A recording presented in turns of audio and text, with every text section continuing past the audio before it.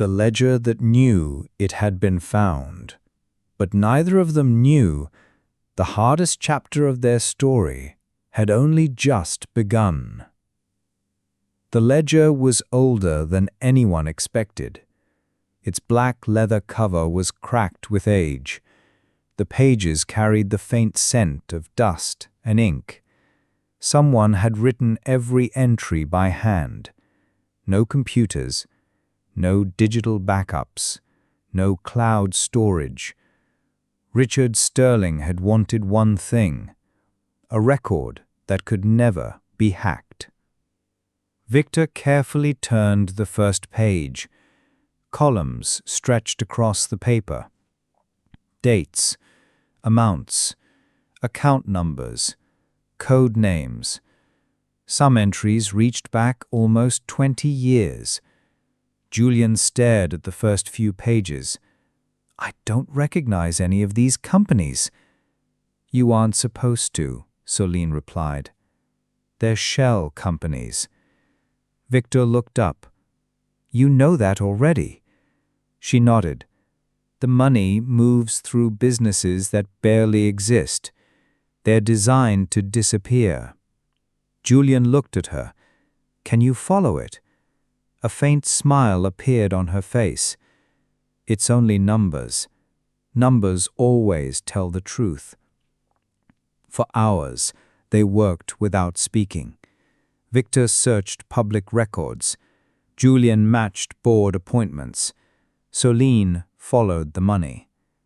One page, then another. Patterns slowly emerged. Every major transfer eventually reached one destination. Not a company, not a country, a foundation. Victor leaned closer. "There, it is again. The foundation. Again and again." Every payment eventually disappeared into accounts carrying the same symbol, a small silver compass. Nothing else. Suddenly, Solene froze. "No." Julian looked up. "What happened?" She pointed at one handwritten transaction. The amount was ordinary. The date wasn't. It was the exact day she had submitted her final investigation report. Beside the entry, someone had written just 3 words: "Problem identified." The next line chilled them all. "Neutralize source." Silence filled the archive. Julian slowly closed his eyes. They weren't covering up evidence. They were targeting you. Solene said nothing. She already knew. Victor continued turning the pages. Near the end of the ledger, something was different. A folded sheet had been tucked between 2 pages. He unfolded it carefully. Inside were 5 names. 4 had been crossed out. Every one marked completed. Only one remained untouched. At the bottom, written in fresh black ink, "Julian Sterling." The writing looked recent, far newer than the rest of the ledger. Julian's heartbeat slowed. They updated it. Victor nodded. "Recently. They're still using this book." Suddenly, the lights went out. Darkness swallowed the archive. The emergency lighting flickered to life. A shrill alarm echoed through the building. Victor instinctively reached for the ledger. "It's not the power." Julian looked toward the hidden doorway. "They know." At that exact moment, security phones across Sterling Group began ringing simultaneously. One message, repeated to every floor: "Unauthorized archive access detected." Julian frowned. "I never installed an alarm." Victor's expression hardened. "You didn't. The chairman did. But he designed it for one reason, so whoever inherited the system just received the same alert. Mills away, A phone vibrated on a polished wooden desk. A hand picked it up.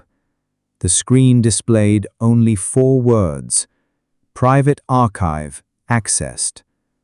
The room remained silent. The man's face stayed hidden in darkness. He calmly closed the message, then smiled. So, they finally found it. He pressed a single button on another phone. 1 sentence, 1 instruction. "Bring me Solene Duran." Back inside Sterling Group, Julian locked the ledger inside Richard Sterling's old safe. He turned toward Solene.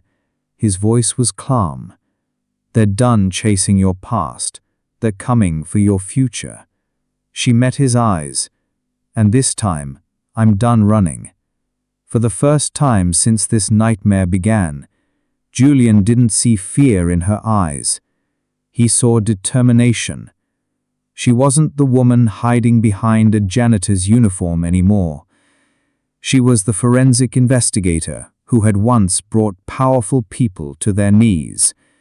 And this time, she wasn't alone. The trap they never saw coming. But neither of them knew. The hardest chapter of their story had only just begun. Morning arrived without peace. Sterling Group looked exactly as it always had. Employees hurried through the revolving doors. Coffee cups balanced on laptops. Phones rang. Meetings filled every conference room. To everyone else, it was just another business day. To Julian, it was the day he would force the enemy into the open. At exactly 9 o'clock, he called an emergency executive meeting. Every senior executive attended, no exceptions. Victor remained hidden in the adjoining observation room. Solene watched every face through the one-way glass. Neither of them said a word. Julian entered carrying a single black leather folder. The Foundation ledger, or so everyone believed. He placed it deliberately in the middle of the conference table. Every eye followed it. Then Julian spoke. "I've found something." Silence. "It explains everything." He let the words settle. "The police are taking possession of this ledger tomorrow morning." No one moved. No one spoke. But Solene noticed it immediately. One executive blinked twice. Another tightened his grip on a pen.